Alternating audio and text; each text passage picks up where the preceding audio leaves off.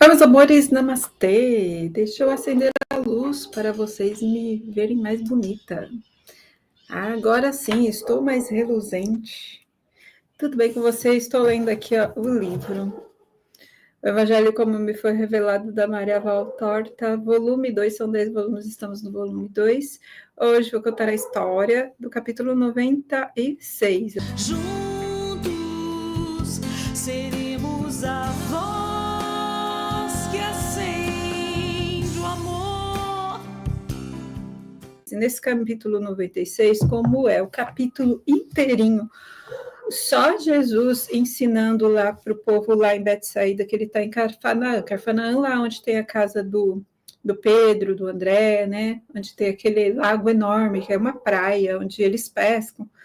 Então, Jesus está lá e o trecho inteirinho, ele lá sentado num barco, lá na beira daquela praia, e tem uma gente ao redor dele, e ele só está ensinando, é só falando, esse capítulo inteiro é só Jesus falando.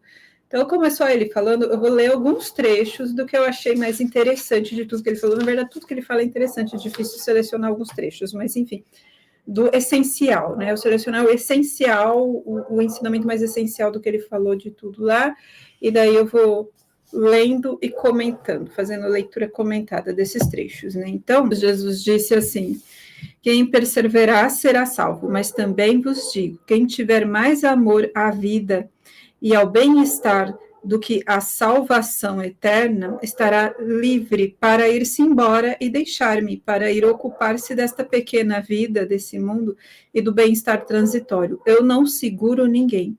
O homem é um ser livre. Eu vim para livrar cada vez mais o homem dessas cadeias que são as religiões deturpadas, opressivas, que sufoca, cheias de preconceito, clausuras, dogmas. Então, assim, que Jesus fala assim nesse trecho, o que é prioridade para você?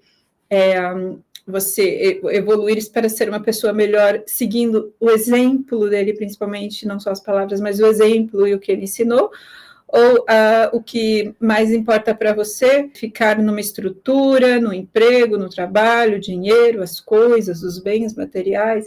Ele, tipo assim, quer escolher isso, tudo bem. Um desafio existe há séculos entre o eterno e Satanás. Satanás, envaidecido pela primeira vitória sobre o homem, disse assim a Deus. Então, agora, Jesus contando o que Satanás disse para o eterno, para o Criador de tudo que é. As tuas criaturas serão minhas para sempre. Nada, nem mesmo o castigo, nem a lei os fará capazes de ganhar o céu. E esta tua morada, da qual me expulsastes a mim, o único inteligente entre as tuas criaturas, ficará vazia, inútil, triste, como todas as coisas inúteis. Satanás meio que com raiva, né, de ter sido expulso do céu, como uma forma de vingança, vou pegar todas as suas criaturas para mim, vão ser tudo meu, né? E o Eterno respondeu ao seguinte para o Satanás: isso ainda poderás fazer, enquanto o teu veneno for só para dominar o homem, mas eu mandarei o meu verbo, e a sua palavra neutralizará o teu veneno, sarando os corações, e os curará da demência com que os manchastes ou endemoniastes, e eles voltarão a mim. Como ovelhas que desviadas reencontram o pastor, eles voltarão ao meu aprisco, ao céu, e o céu se povoará. Para eles criei o céu, e tu rangerás teus horrorosos dentes, e tua raiva será impotente. Lá em teu horroroso reino, em tua prisão e maldição, e sobre ti será tombada pelos anjos a pedra de Deus e selada. Tipo assim, você vai ficar preso lá no teu reino, aquela coisa ruim lá, feio, com seus dentes feios lá no inferno. O ódio ficarão contigo e os teus, enquanto que a luz e o amor, o canto, a bem-aventurança, a liberdade infinita e eterna e sublime serão para aos meus. E Satanás, com uma risada de escárnio, e Satanás, sem riu, né? Com escárnio e jurou. E sobre a minha gena juro que eu virei quando for a hora. Serei onipresente junto aos evangelizados, e veremos se o vencedor serei eu ou se será tu. Tipo assim, enfrentando, vamos ver quem é que vai vencer. Daí Jesus disse assim: é certo que Satanás vos estás armando ciladas o tempo todo para peneirar-vos. E eu também vos estou rodeando para peneirarmos. Então, assim, tipo, a batalha entre Jesus e Satanás. Cada um tá peneirando para um lado, tá todo mundo querendo peneirar. A diferença é que Satanás prende principalmente na ilusão e na mentira, e Jesus liberta, dando liberdade. Kevin, vem, que aí Satanás vai, dando liberdade total. O duelo do amor com o ódio, da sabedoria com a ignorância, da bondade com o mal, está acima de vós e ao vosso redor. Para desviar dos golpes maldosos e ciladas de Satanás sobre vós, eu basto. Tipo assim, vem até mim, que eu protejo, que eu ajudo, né? Eu me ponho entre a arma satânica e o vosso ser, e aceito ser ferido em vosso lugar, porque vos amo. E realmente ele fez isso, né? Continua fazendo de várias formas.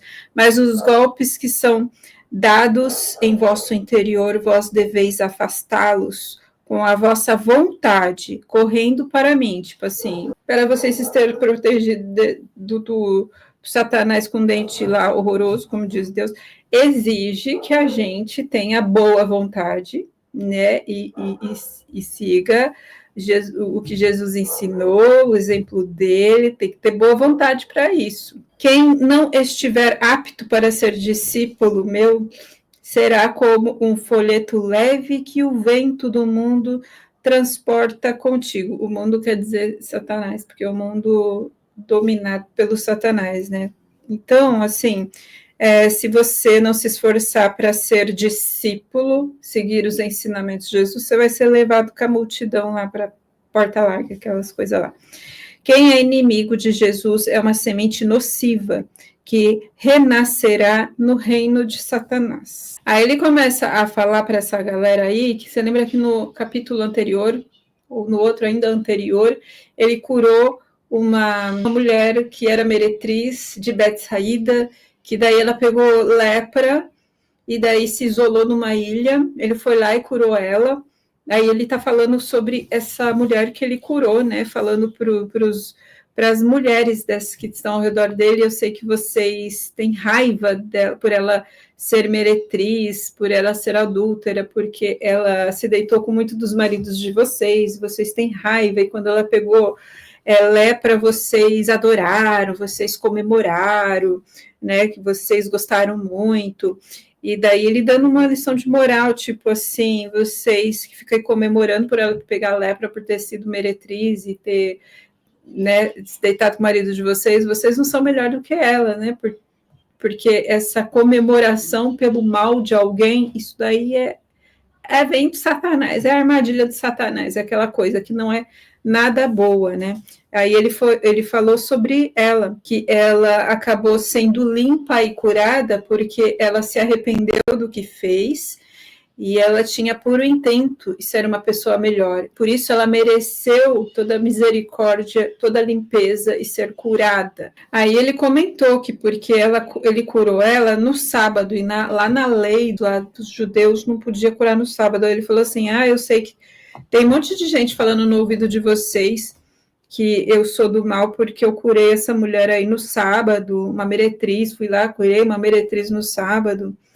E daí ele falou assim, traga-me o livro de vocês, encontra-se, se fordes capazes, um ponto que proíba ao médico de tratar um doente, de um levita de ocupar-se do altar, e um sacerdote de ouvir um fiel só porque é sábado. E daí ele falou assim também, tipo assim, não tem dia certo para curar. Ela estava precisando de ajuda, fui lá e curei. E também com relação ficam falando que eu fui curar uma meretriz. Ela era uma meretriz, hoje ela é uma nova mulher, porque ela não é mais meretriz, ela aprendeu com a expiação do karma dela, da lepra. Eis o meu pecado, segundo os poderosos aqui de Carfanaã. Eu poderia ter esperado o dia depois de sábado para fazer o que eu fiz. Sim, Mas por que tardar outras 24 horas para readmitir e dar paz de Deus no coração de uma pessoa? Tipo assim, eu não vou esperar 24 horas só porque vocês criam umas regras nada a ver, né?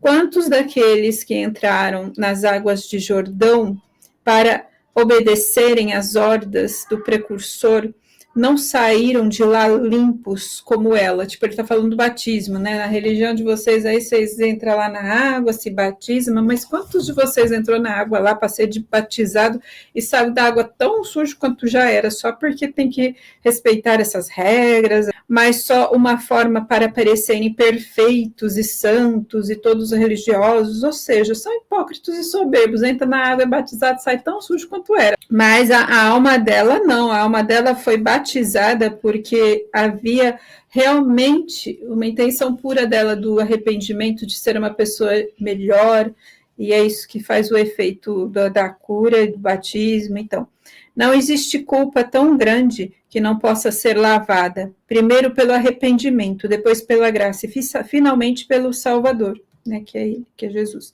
Não há pecador tão grande que não possa levantar o rosto abatido e sorrir diante de uma esperança de redenção. Basta que ele renuncie completamente os seus erros, as suas falhas, seja heróico em resistir às tentações e sincero na vontade de renascer. Então, não importa o tamanho do pecado que você fez, se você tem a intenção pura de ser uma pessoa melhor, você vai receber, sim, a misericórdia e vai se limpar. Digo-vos, agora é interessante essa parte, tá? Presta atenção, se você não está prestando atenção, presta atenção aqui, tá? Assim, ele falou assim, ó, os anjos e os espíritos iluminados e perfeitos que vivem lá na luz da Santíssima Trindade, que vive lá no Criador, os anjos, eles reconhecem ter uma inferioridade com relação a vós, homens distantes do céu. Eles têm a inferioridade de não poderem sacrificar-se, de não poder sofrer para cooperar na redenção do homem, porque seguir o caminho de Jesus, seguir o que Jesus ensinou, realmente um sacrifício, não é fácil, é muito mais fácil, prazeroso, ai, que legal, é seguir a Satanás, né, que é aquela carta do arquétipo do tarô, que é do diabo, onde as pessoas estão acorrentadas pelo diabo, mas a corrente está solta, qualquer um pode pegar e tirar da cabeça, mas eles não querem se libertar, porque o diabo dá coisas mais fáceis,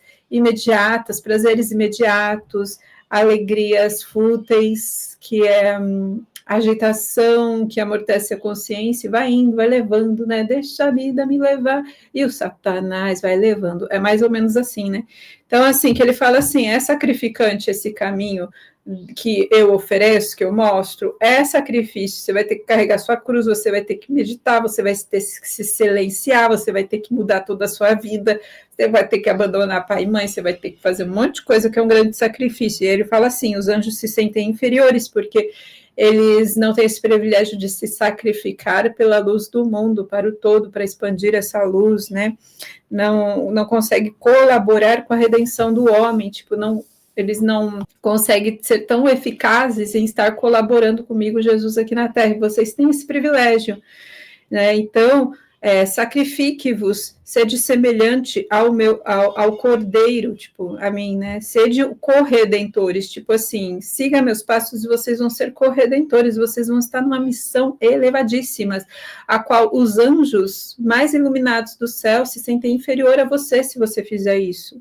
Então, ele fala assim, os anjos, eles se ajoelham diante de vocês aqui na terra e eles dizem, proclamam, bendito sois vós, humanos, podeis sofrer com Jesus, por Jesus e pelo Deus eterno, vosso e nosso. Quando o grão eterno ressurgir, para nunca mais morrer, depois de ter sido colhido, batido, despojado e sepultado nas entranhas do solo, então virá o iluminador, super espiritual, iluminará os espíritos, né? Então ele fala assim que, tipo assim, que também é como assim, igual Exemplo, lá grávida, né? Mulher grávida, quando tá parindo, é uma dor, sofrimento, sacrifício da desgrama, né? Mas depois que tem bebê, vem aquela alegria, aquela plenitude, que esquece todo o sofrimento, mais ou menos que isso que ele falou, né? Depois de passar por esse sacrifício todo, vem a recompensa que iluminará o espírito. Sede puros, começais a selos pelo corpo para passardes ao espírito.